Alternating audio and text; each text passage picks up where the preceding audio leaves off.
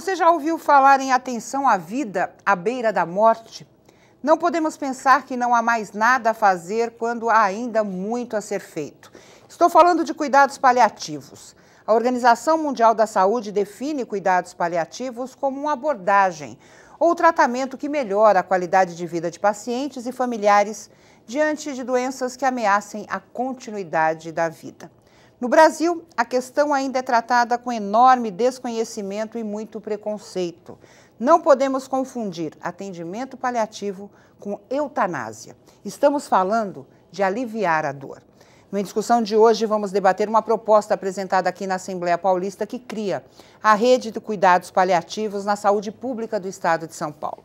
Para falar sobre o assunto, estamos recebendo a autora do projeto, deputada Sara Munhoz, do PCdoB, Dr. Douglas Henrique Crispim, geriatra, assistente do Núcleo de Cuidados Paliativos do Hospital das Clínicas da USP e coordenador do Programa de Integralidade Domiciliar em Barueri, e a doutora Daniela Bernardes, psicóloga hospitalar, neuropsicóloga, preceptora da residência multiprofissional em cuidados paliativos e coordenadora da disciplina de comunicação em cuidados paliativos no Hospital das Clínicas da USP. E eu começo com a deputada Sara Munhoz, do PCdoB, exatamente para saber como é que surgiu a ideia do projeto e por que ainda um assunto tão desconhecido da maioria. Porque nós fomos criados para cuidar de vida. Os profissionais em saúde, eles são preparados só para a vida.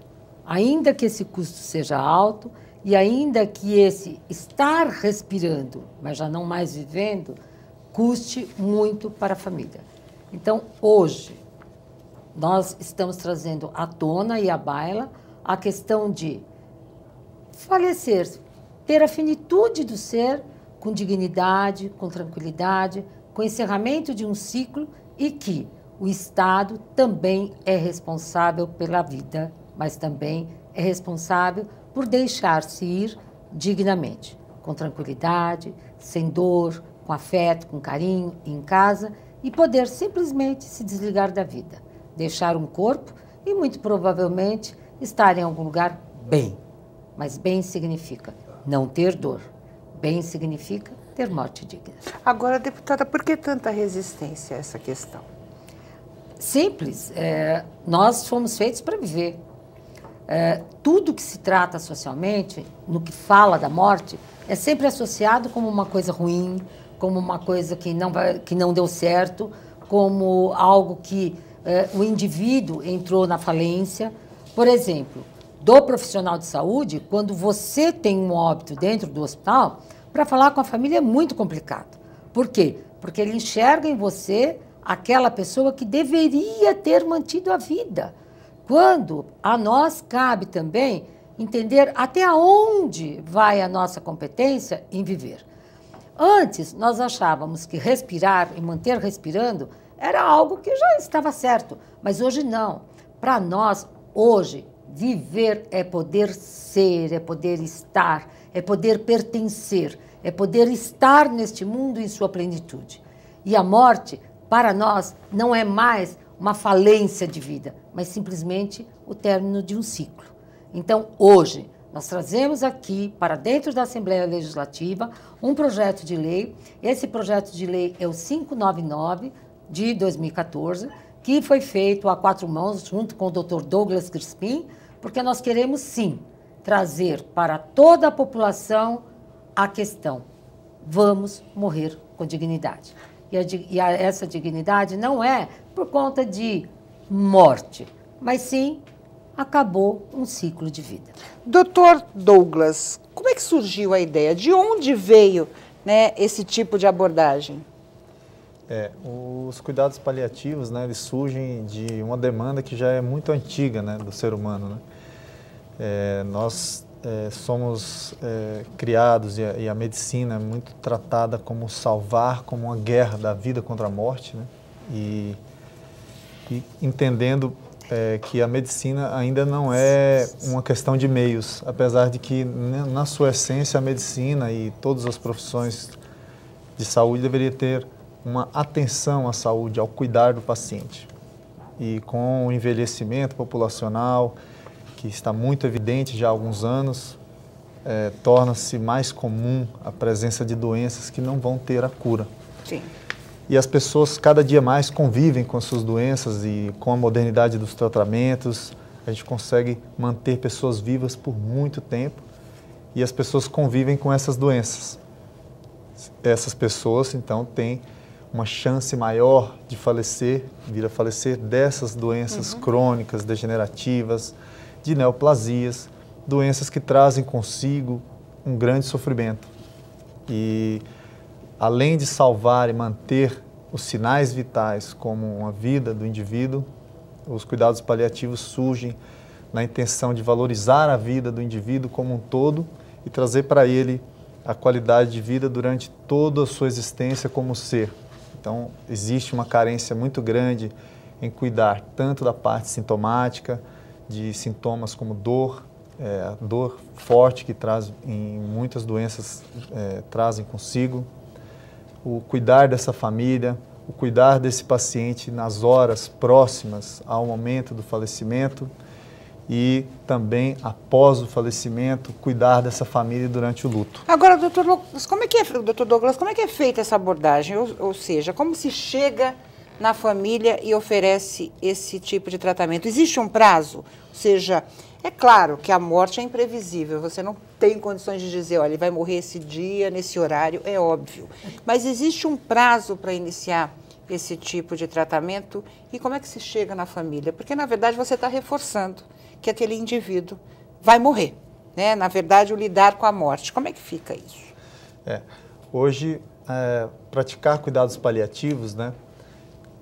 Antigamente, no início dessa especialidade, os pacientes eram vistos como, em um determinado momento, havia uma linha divisória de um momento em que a pessoa estava recebendo todo o tratamento invasivo e, de repente, a pessoa ultrapassava esse limite e passava, então, a receber os cuidados paliativos. E isso era visto, muitas vezes, como já a medicina não tem mais o que oferecer, os cuidados paliativos, então, eram oferecidos.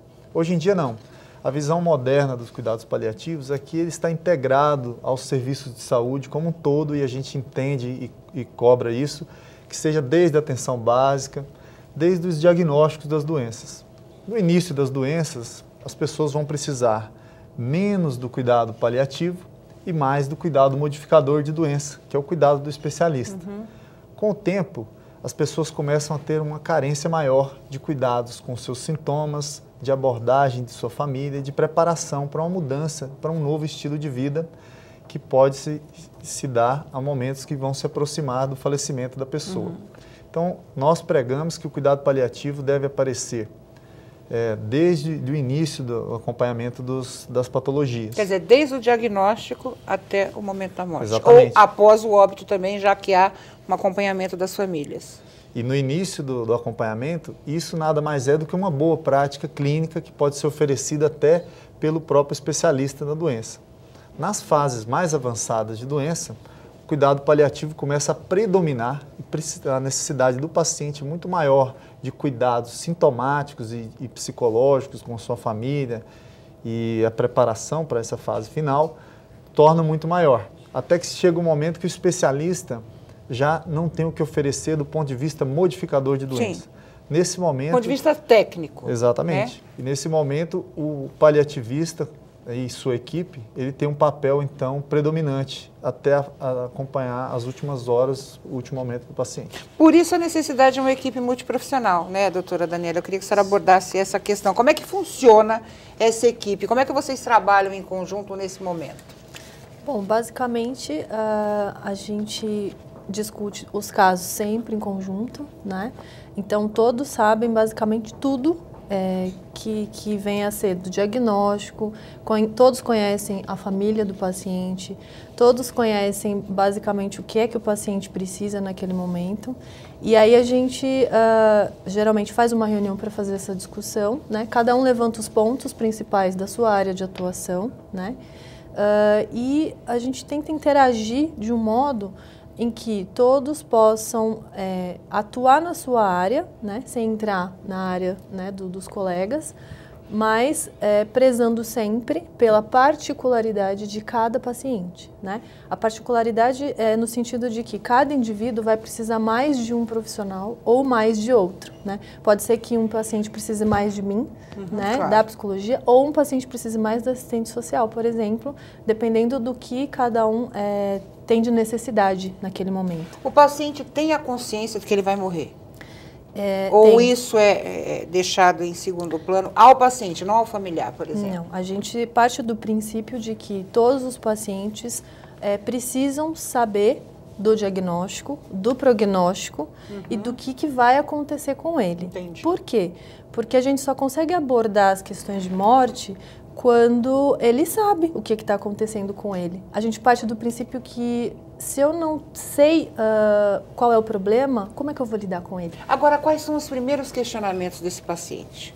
Quando ele tem essa informação de que realmente ele vai morrer e que ele vai receber um tratamento para aliviar essa dor. O que ele pergunta de imediato a essa equipe? Bom, depende do que o paciente tem a priori. Se ele tem noção do que é cuidados paliativos anteriormente, né, alguns sabem porque pesquisam na internet, enfim, fica mais fácil o acesso, né, a dizer o que a gente veio fazer. Em alguns casos, a gente não é bem visto, e aí tem pacientes que dizem que não querem o nosso atendimento, e são poucos casos. Na maioria deles, a gente consegue explicar o porquê da nossa vinda, qual é o objetivo do tratamento e qual é a importância de eles aceitarem a nossa ajuda. Quer dizer, até pelo próprio desconhecimento, né? Isso, porque a grande maioria não sabe direito o que é que a gente faz. E o nome, cuidados paliativos, também não ajuda muito. Né? Porque dá a entender que você vai paliar, mas é uma coisa mais ou menos assim. Então a gente sempre precisa explicar muito bem qual é a nossa função ali naquele momento. E o familiar? O familiar também tem ciência de tudo, né? Primeiro a gente aborda o paciente e aí logo em seguida a gente faz uma reunião familiar obrigatória para conhecer essa família, saber um pouco mais da história de vida de cada um e saber em que é que a gente pode ajudar. A deputada Sara Munhoz teve uma oportunidade muito interessante de viajar por vários países e conhecer, claro, o sistema de saúde de cada um deles. Existe um país modelo nessa questão de cuidados paliativos? A senhora teve condições de acompanhar algum processo dentro dessa realidade de cuidados paliativos em outras localidades? Então, isso tem uma questão também cultural, de como as pessoas já estão preparadas para encarar a morte. Lugares onde as pessoas encaram a morte. Você vai, por exemplo, para alguns países da América do Sul, ali para os Andes, para aqueles lugares, você pega o seu idoso com a maior tranquilidade, leva para as pedreiras e deixa ele lá para morrer. Isso não é cuidado paliativo, é simplesmente pegar o paciente e abandoná-lo lá. Porém, em países como a Inglaterra, você tem as pessoas que já concordam em falar desde muito cedo sobre o que é morte. Então, lá eles nem tratam de morte, eles tratam da finitude do ser. Teve um fim. E dentro dessa finitude do ser, existem casas muito especializadas, tem inclusive um setor chamado hospice. E o hospice não tem a tradução, mas seria a nossa casa de repouso, onde o paciente vai, fica e tem lá todo o seu atendimento até que a morte o encontre. Porém, aqui no Brasil, nós, além do problema cultural, nós temos este problema da questão de não aceitar. Mas, por exemplo, se você for para a Alemanha, você já encontra um outro extremo. O alemão morreu. Ok. Se você for falar com o japonês, morreu. Ele vai estar num outro plano, com uma outra vida, e agora ele morreu. E o que ficou foi a família. E a família agora precisa também ser cuidada, porque estar em luto é uma questão, é um processo que também precisa ser trabalhado. Claro. Então, é cultural, países muito avançados, países com 4, 5 visões diferentes do que é morrer, e morte é um fator cultural. E o cuidado paliativo, ele tem que trabalhar muito em países, principalmente da América Latina, isso. Agora, se você partir um pouquinho para a Argentina, por exemplo, já tem programas muito estruturados. E se você for aqui no Brasil, já tem o HC, como os profissionais que estão aqui, já se representa muito bem na questão do cuidado paliativo. Você tem prefeituras do interior, como a Prefeitura Municipal de Barueri, que já começou a trabalhar com isso. E você tem, na rede privada, lugares que trabalham com muita tranquilidade com isso. Agora, para trabalhar com essa tranquilidade, existe a necessidade de mudanças de paradigmas. E nós vamos falar sobre isso no próximo bloco, não somente sobre as mudanças de paradigmas, mas qual a estrutura necessária para esse tipo de atendimento? Que tipo de equipe também deve ser formada para atender pacientes e familiares? E se há, claro, a procura de médicos para essa especialidade. A gente volta já já.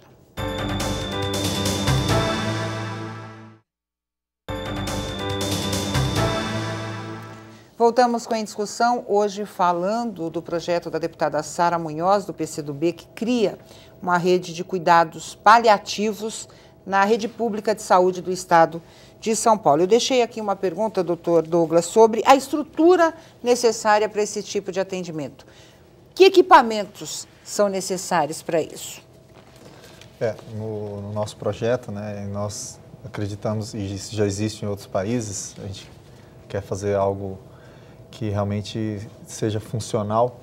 Nós acreditamos que os cuidados paliativos devem abranger realmente desde a rede básica, atenção básica, um sistema de atendimento ambulatorial, um sistema de atendimento intra-hospitalar e também um sistema de atendimento domiciliar. Fechando todas as linhas de cuidado, né, para que esse paciente ele possa percorrer com segurança as diferentes camadas do sistema nosso de saúde. Então, na nossa proposta seria criar ambulatórios especializados multidisciplinares, né, que o paciente e sua família possam ser atendidos não só pelo médico, mas também pelo psicólogo, pelo enfermeiro e, enfim, os outros profissionais de saúde. Esses ambulatórios também que tenham um segmento de ambulatório de luto, né, que nós achamos que uma boa parte das pessoas que falecem tem um luto complicado, então, a sua família, então, para que deva ser dada uma atenção. No HC já existe esse ambulatório de luto, depois a Dani pode falar. O sistema de atendimento intra-hospitalar, e aí esse sistema consta equipes de interconsulta, para que possam percorrer os hospitais de acordo com a solicitação dos colegas, né, para atender esses pacientes no seu próprio leito. Leitos próprios de cuidados paliativos, nós entendemos como leitos de enfermaria, e leitos da modalidade hóspice, que é uma atenção especial com mais humanização para que as pessoas sejam atendidas corretamente num período mais próximo do final da sua vida. E o atendimento domiciliar, que hoje já existe o programa Melhor em Casa e tem algumas iniciativas, né, o programa do Ministério da Saúde, já existem algumas iniciativas de atendimento especializado na casa do paciente mesmo. E é ele que opta, ele e a família? Esse atendimento é oferecido quando existem essas condições, realmente é discutido com a família. A equipe toda de cuidados paliativos é discutido com a família e muitas pessoas optam por estar em casa com sua família nesse momento. Doutora Daniela, eu vi uma matéria muito interessante, já que a senhora trata da questão emocional, né, da questão psicológica, sobre ambientes, que muitas vezes você tem até que readequar o ambiente para que se tenha também um resultado positivo quando se fala em cuidados paliativos, ou seja, cores, né, as instalações hospitalares, por isso que muitas vezes é defendido o fim da vida em casa, né, porque você é um ambiente conhecido, mas isso influencia também positivamente nessa questão? Olha, a gente acredita que o que influencia mais é um ambiente em si que você descreve de cores, do local em si, mais aconchegante. Acredito que a influência seria maior estar ou não com as pessoas que você ama. Então, se você está num ambiente bonito do hospital, né?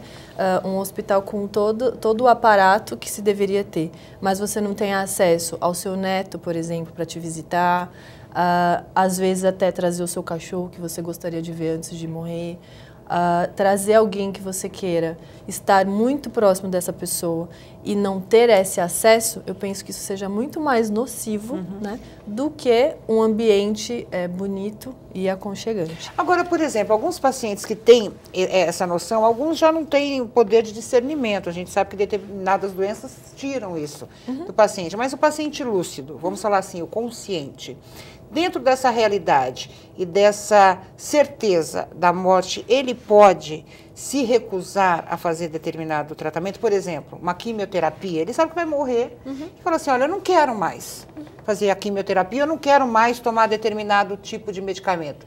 Ele tem essa opção, e como é que vocês, da rede de cuidados paliativos, tratam isso com a rede técnica, ou seja, com os médicos que cuidam desse paciente? Bom, a gente, o princípio parte da informação. Então, nós precisamos dar todas as informações necessárias para que ele saiba os benefícios e os malefícios que aquele procedimento vai trazer para ele. Porque pode ser que uma quimioterapia, naquele momento, vai fazer com que ele faleça mais rápido, ao invés de trazer uma qualidade de vida, que é o que a gente preconiza nos cuidados paliativos.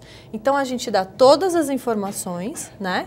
Tanto as boas quanto as ruins, claro que de um modo que tem uma técnica específica, né, para que isso aconteça, para a gente não ser também agressivo, mas para que ele possa ter subsídios de dizer quero ou não quero, né? E aí sim ele pode dizer não, eu não quero. Porque tem casos também, por exemplo, a gente sabe que muitas pessoas no leito de morte têm um filho que mora longe, né? Sim. E que ele quer ver esse filho antes de morrer, então tem uma distância.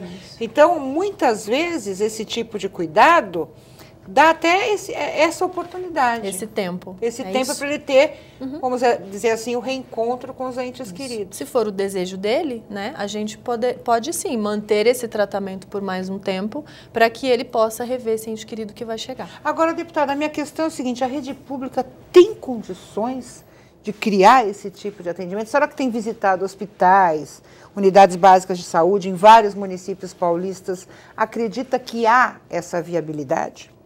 Bom, eu acredito que existem 3 coisas. Primeiro, uma mudança cultural. Segundo, existe a urgência urgentíssima de preparar profissionais para lidar com morte. Existe uma disciplina disso hoje? Não, ainda não. E esse é o projeto complementar que vai de encontro aos órgãos formadores, onde eles vão precisar falar, sim, da finitude do ser. Vão precisar falar, sim, o que é morte com dignidade. E vão ter que ter pessoas preparadas ou não.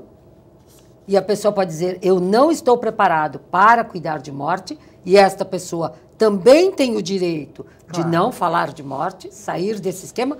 Porém, ela saindo desse esquema, ela já não dificulta aquilo que poderia ser um esclarecimento mais tranquilo. Ele deixa essa oportunidade para quem trata melhor dessa situação da finitude, do fim do morrer. E o órgão público, ele não tem condição de fazer isso se ele não quiser. Por quê? Se você se empenhar, se você trouxer a realidade de que você deixar a pessoa ter a escolha entre viver dignamente e morrer dignamente e poder ou não fazer um tratamento, muito do dinheiro que hoje se investe para manter as famílias presas a uma pessoa que somente respira pode ser dado para em benefício dessa população. Se você entender, por exemplo, um exemplo, em 2006 morreu pelo DataSUS 1 milhão de pessoas. Desse 1 milhão de pessoas, 700 mil tinham doenças crônicas. Poderiam ter dessas 700 mil, muito provavelmente, algumas ficaram entubadas por meses, ficaram com medicações de alta complexidade por meses. A família, se estava dentro de um processo privado, empobreceu e não teve o retorno da pessoa com dignidade. E se ela estava no serviço público, ela também empobreceu, porque ela ficou na tensão de quando ele volta à vida.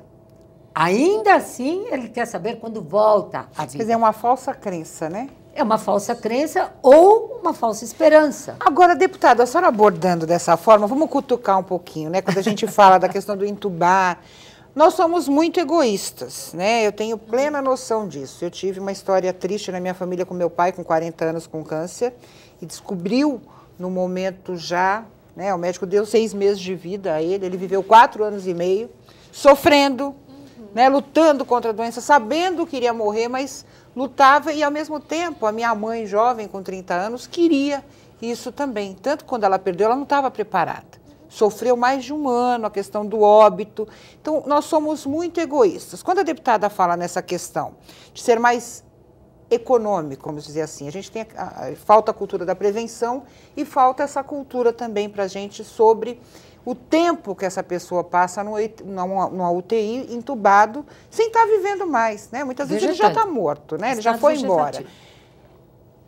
Não se pode confundir esse tipo de atendimento. Vamos entrar na questão da eutanásia. A pessoa pode falar assim, é como se falasse assim, olha, vamos deixar essa pessoa morrer rápido, porque já não tem mais chances. Como é que a gente separa nessa linha tênue, né, para os outros de cuidado paliativo com eutanásia? A gente tem bastante tranquilidade em falar de eutanásia, né? Infelizmente, às vezes, os meios de comunicação colocam uma confusão entre cuidados paliativos com a eutanásia, né? Os esforços que você faz em função de resolver o sofrimento de uma pessoa, do alívio do sofrimento dessa pessoa, buscando a busca desse alívio, esses esforços e deixar de fazer terapias que não têm finalidade alguma, tanto para recuperar a vida, quanto para melhorar a qualidade de vida dessas pessoas com doenças irreversíveis. Esse é o cenário. Quais os tipos de doenças mais comuns? Eu citei um câncer, né? Porque em muitos casos a gente sabe dessa não possibilidade de vida, mas quais são os outros tipos de doenças comuns assim que vocês tratam? As doenças mais comuns, então a gente tem aí, além das neoplasias, dos cânceres, né? A gente tem as demências, no caso a principal demência, a demência de Alzheimer, a doença já também bastante divulgada. Temos as grandes sequelas neurológicas, né? O Brasil é um dos países no qual a mortalidade ainda e a morbidade por sequelas de acidente vascular encefálico, o pessoal chama de derrame, AVC, é muito grande, né? Nós temos outras doenças neurodegenerativas, alguns tipos de doença neurodegenerativa também. As falências orgânicas, então hoje nós temos uma grande quantidade de pessoas que são sequelados cardíacos, nós podemos dizer assim, porque além das pessoas que faleceram por doença cardíaca, tem aquela pessoa que fica com a insuficiência cardíaca, né? E essas pessoas também têm uma doença progressiva, doenças pulmonares, enfisema. Então, vários tipos de doenças podem fazer parte desse cenário. Esse é o cenário de fundo, quando a doença irreversível está numa fase muito avançada e eu deixo de fazer tratamentos que nós consideramos que não tem indicação nem clínica e nem indicação de melhora da qualidade de vida e nem de aumento da sobrevida de uma maneira significativa, isso a gente considera a ortotanásia, isso é muito bem estabelecido, que é os cuidados paliativos. A eutanásia é diferente. Quando eu pratico um esforço em direção ao falecimento da pessoa, e isso pode ser com um cenário, então, de uma doença irreversível, mas eu executo uma ação ou deixo de fazer alguma coisa para que essa pessoa faleça. Então, eu não estava buscando alívio, estava buscando o falecimento. Isso no Brasil é ilegal, é o artigo 121, é um homicídio, né? Entra no artigo como homicídio, pode ser um ato comissivo ou omissivo em direção à morte. É muito diferente dos cuidados paliativos, né? E nós temos extrema tranquilidade de tratar desse tema. Agora, doutora Daniela, e a questão religiosa? Porque a gente sabe, né? Existem aquelas pessoas que falam, não, o milagre, né? Acreditam em milagres, têm uma fé, isso é muito bom, ninguém está questionando isso, mas onde entra a religião nisso tudo? Bom, basicamente na nossa avaliação a gente já pergunta qual é a religião daquele paciente e daquela família, para a gente poder entender onde a gente pode entrar de algum jeito e aonde a gente pode, até onde a gente pode ir, porque cada um vai crer se tem vida após a morte, se não tem. Então a gente até estuda um pouco disso para entender, né, aonde é que a gente entra. Quando entra a questão do milagre, para nós, eu penso que é algo tranquilo. Por quê? A gente lida com as informações e a gente sempre diz para a família e para o paciente, nós não estamos aqui para tirar a fé de vocês, claro, mas nós também não podemos mentir e nem omitir informações em decorrência da sua fé. Agora, doutora Daniela, como é que fica quando o caso é com uma criança? A gente sabe quando a pessoa é idosa, a lei natural da vida é que as pessoas morram com a idade, né? A gente espera que nossos pais enterrem nossos avós, nós enterremos nossos pais, mas muitas vezes é um processo inverso, né? São os avós que enterram os pais que enterram os filhos. Isso. Como é que é a abordagem com criança? Ela é diferente? Tem alguma coisa diferente? Ou ela é feita da mesma forma? A abordagem que você diz com a família. Do paciente quando é uma criança que está no início da vida. Lidar com a morte nesse início da vida é pior ainda, é mais difícil ainda. É mais difícil, sim, mas a abordagem não muda, né? Porque a gente também parte do princípio da informação e os pais precisam saber realmente o que é que está acontecendo com seus filhos, né? Agora, o que mais dificulta, né, é o tipo de ligação que esse pai tem com o filho, né? O vínculo afetivo depositado naquela criança, as expectativas depositadas na vida daquela criança. Então, isso é o que mais chama a nossa atenção, né? Então, é disso que a gente vai cuidar. Porque essas expectativas é que vão fazer com que eles sofram mais ou sofram menos em decorrência do falecimento que vai acontecer. Então, basicamente, a linha de trabalho que a gente tem é a mesma, só que a gente vai ter que observar um pouquinho mais que tipo de vínculo e que tipo de expectativas foram depositadas ali naquele ser, para a gente poder cuidar melhor. A gente vai para o intervalo rapidinho. No próximo bloco, é o nosso último bloco, eu quero saber sobre os cuidados com a família, né? Como é que é tratada essa família depois que morre esse ente querido e também da questão dos limites do paciente e das vontades, né? Até que ponto é possível você fazer a vontade de um paciente no leito de morte? A gente volta já já.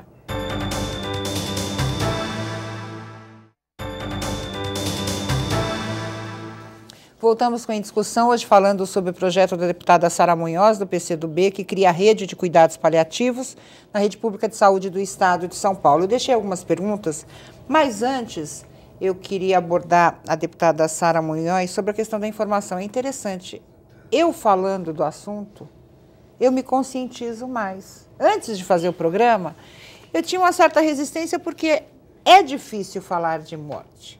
Mas você conversando com especialistas, vendo o que acontece, a gente consegue ter uma certa consciência dessa necessidade. Ou seja, falta informação, como levar essa informação a pessoas que, de certa forma, pensam como eu, ou pensavam como eu?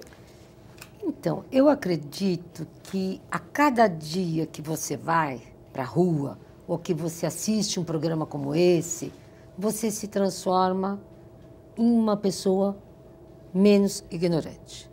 Por quê? Não é ignorante no sentido de ser turrão e etc. e tal. É ignorar a informação. A partir do momento que você enxerga todo um processo, então você não está enxergando só a morte, você está enxergando um processo aonde houve falência do ser, do meu corpo, das minhas possibilidades de vida, e eu estou sofrendo. E você dá uma qualidade, você dá um apoio, você suporta não só o doente, mas a família e as pessoas que o cercam. Essas pessoas conseguem triangular de uma certa forma que tem horas, eu vou te dizer uma coisa, eu como enfermeira já teve uma situação que eu suportei tão bem a família que quando a criança morreu, eu comecei a chorar.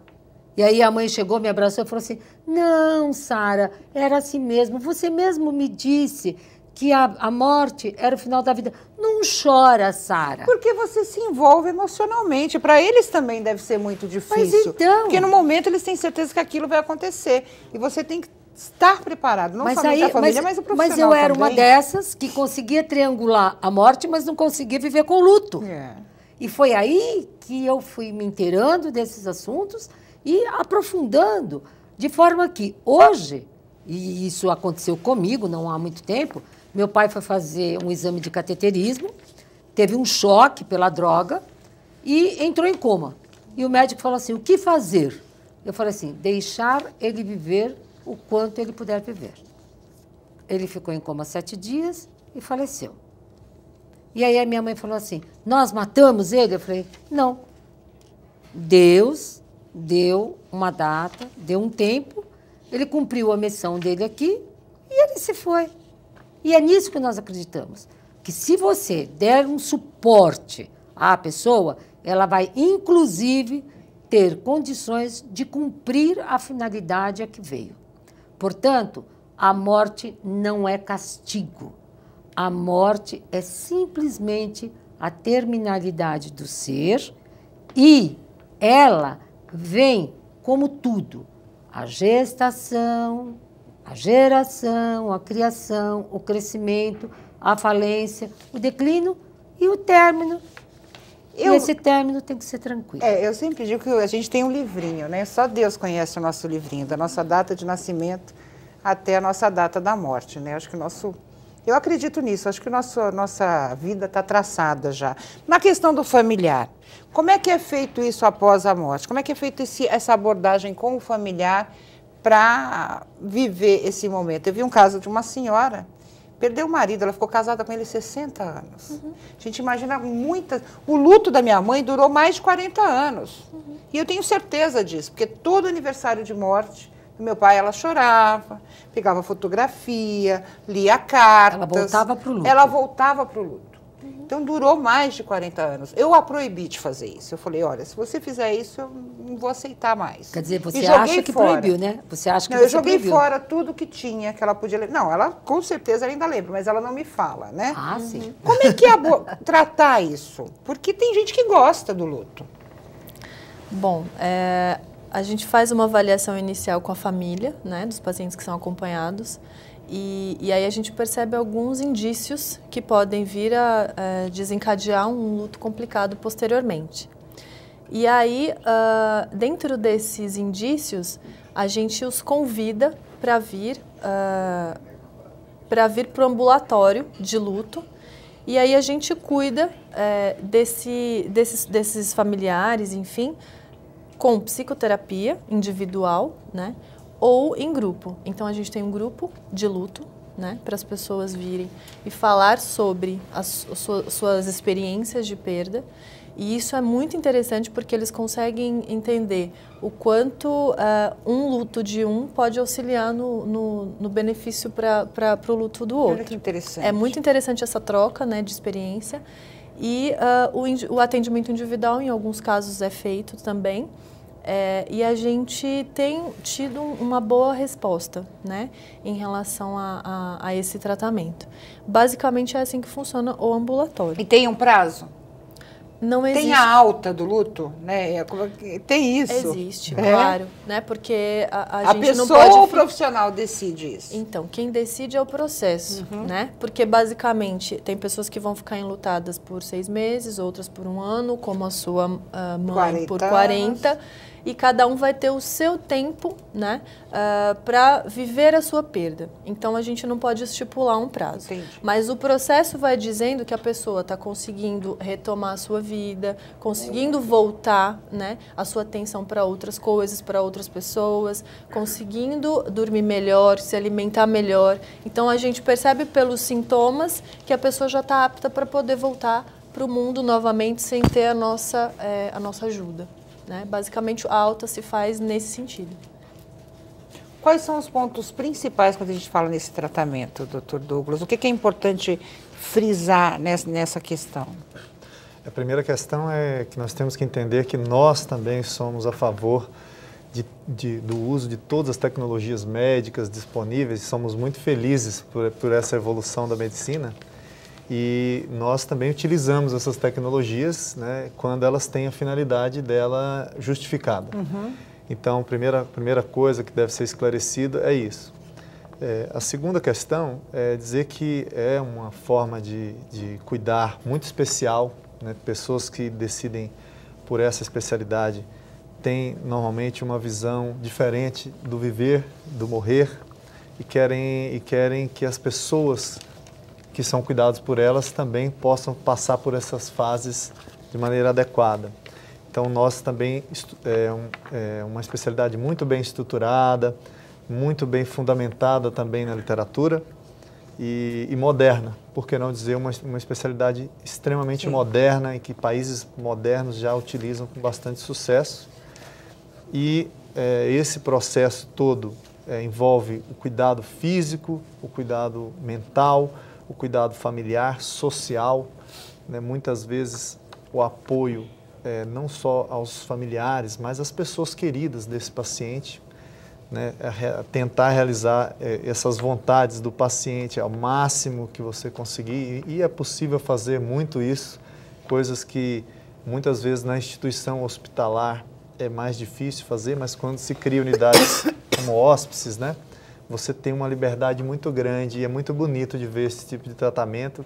E a gente também não é uma especialidade só da fase final. Entendi. É uma especialidade que também dá bastante alta, que também tem bastante gente em acompanhamento nos nossos ambulatórios e nós estamos com um índice de satisfação muito bom. Agora, doutor Douglas, tem algum caso interessante de vontade? Eu vi aqui um paciente que teve vontade de comer macarronada. Ele não podia pela dieta, parece que ele tinha um câncer de estômago, alguma coisa assim. E ele teve vontade de comer macarronada e, claro, foi atendido. Teve algum pedido inusitado? Tem algumas situações assim? Lá no Hospital das Clínicas, hoje nós já estamos completando quase 3.000 pacientes, né? Então tem bastante caso inusitado. Eu cheguei à conclusão que o maior pedido que tem lá, eu não sei porquê, se um dia você souber, você me conta, é água com gás. Né? O pessoal pede muito água com gás. Água com gás. Sim, gostaria de beber água, interessante. mas com gás. Então a lanchonete já conhece a gente, buscar água com gás para os pacientes, né, e levar. E tem alguns pacientes nossos que vão para o hóspice, isso já aconteceu em mais de um caso, né? E os colegas nossos do hóspice mandam as fotos para a gente, os pacientes recebendo seus animais de estimação. Hoje em dia está muito comum, né? Então eles são recebidos no jardim e algumas vezes com quarto privativo eles recebem o animal e é bem interessante. A doutora Daniela deve ter algum caso aí que ela está... Não, esse da água com gás foi o que mais me marcou. Por isso que ele citou que a gente fez um acompanhamento do mesmo paciente e foi logo que eu entrei no grupo. E foi, assim, muito bacana, porque era um lugar do Hospital das Clínicas que é muito difícil o acesso para tudo. É uma UTI, a UTI mais difícil do hospital inteiro. E aí esse paciente veio com esse pedido, né? E ele estava em dias finais de vida mesmo, né? E aí a gente olhou um para a cara do outro e falou, e agora? A gente busca ou não busca água? Aí a gente falou, vamos buscar. Claro. Então, assim, difícil depois foi. Depois desse foram vários. Aí a gente vieram tem outros, água né? com gás? Eu vou começar a tomar água Pode com ser gás. o frescor, né? O que é? Posso dizer o que eu penso? Eu imagino o seguinte, toda vez que a gente toma água com gás, a gente arrota. Então deve ser alguma coisa que está entalada aqui. Pode ser. E aí o cara toma água com gás e faz assim... Ai, que alívio. Ou a sensação de alívio. Não, o frescor, né? Mas ele disse que era uma coisa que ele gostava muito e que fazia muito tempo que ele não tomava. E a gente entrar com a garrafa de água, tentar dissuadir a enfermagem de que a gente podia dar água, de que era uma coisa benéfica para ele. E todo aquele contexto, assim, para mim foi... E ver o sorriso dele depois de tomar a água... É que para nós foi o mais maravilhoso. Assim. Olha que interessante, até há resistência de profissionais, né? Eu quero dizer que, infelizmente, o nosso tempo chegou ao fim, mas eu vou dar um minutinho para cada um dos convidados para as considerações finais. Eu li alguns casos, eu acho que as pessoas que têm essa realidade hoje em família, busquem informações, procurem na internet cuidados paliativos. Existem casos interessantes, como eu disse, dessa senhora que perdeu o companheiro de 60 anos, e que teve, né, e que aborda essa questão de uma forma muito interessante, falando que ele morreu com amor, cuidado, sem sofrimento, que eu acho que é isso que a gente tem que buscar. E buscar essas informações e também especialistas. Hoje existem hospitais que fazem esse tipo de tratamento. Doutora Daniela, muito obrigada. O seu recado rapidinho aí, final. Obrigada a você. Eu gostaria de apenas sinalizar o quanto é importante, né, a gente abordar esse tema nos dias atuais e ver o sorriso dessas pessoas, né, que morrem com esse cuidado, para nós é algo que não tem preço, né? E se a gente puder, né, dar a entender que isso é uma causa para todos, que todos podem ter isso, para nós já vai ser o suficiente. Quero agradecer também ao Dr. Douglas. É a morte com dignidade, né, doutor?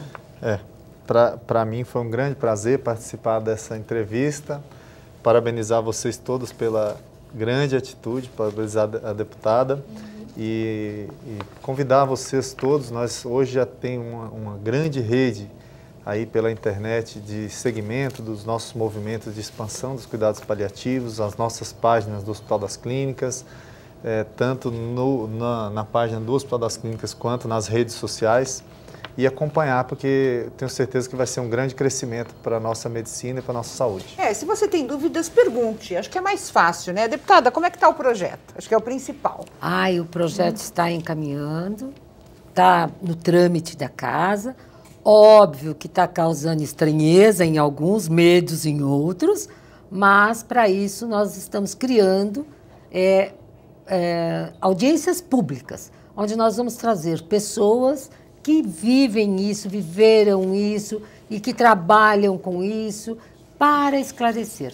Então, se você se interessou por esse assunto, entre no site da Alesp e dê uma olhadinha lá, audiência pública, e nós vamos deixar data, horário e as pessoas que são legais para tratar desse assunto. Você não vai mais ter medo da morte, você vai achar que a morte é simplesmente a finitude do ser.